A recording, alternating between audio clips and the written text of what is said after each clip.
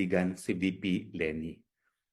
Matapos niyang sabihin ang lahat ng mga pula niya kay PBBM, siya ba ngayon ay magdidesisyon na mas gusto pa niya si PBBM kesa makita ang pagbalik ng isang Duterte sa pagiging presidente na naging paninindigan na ni Risa Hontiveros?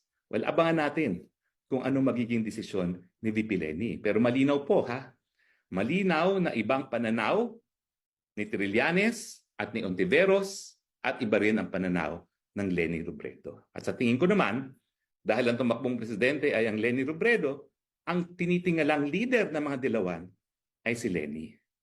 Alam nyo, simple lang ang Pilipinas eh. Parang Game of Thrones.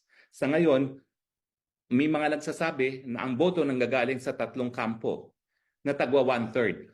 One-third Marcos, one-third Duterte, one-third Dilawan.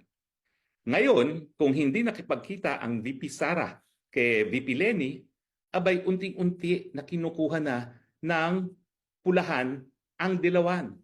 Paano? Kasi nga mag-partner, mag-law partner, si Lisa Araneta Marcos at si Jojo Ochoa na naging Dilawan din. Kaya nga may paksyon na Trillanes at saka Hontiveros na kung pakikinggan mo, talagang Marcos over Duterte or anyone else but a Duterte. Pero sa ginawang pagpupulong ni Inday Sara, bagamat hindi ko po alam talaga kung anong pinag-usapan nila, it makes sense na hindi naman papayag ang Duterte na yung buong one-third ng Dilawan makikipagkampihan sa pulahan. So, tignan po natin dahil wala naman nagsasalita doon sa dalawa, pero habang hindi sila nagsasalita, ako mas nabubuo yung aking paninindigan na baka nga po humahanap sila ng common grounds. Dahil pareho naman silang tunay na nagmamahal sa bayan kahit ano pa ang kanilang politika.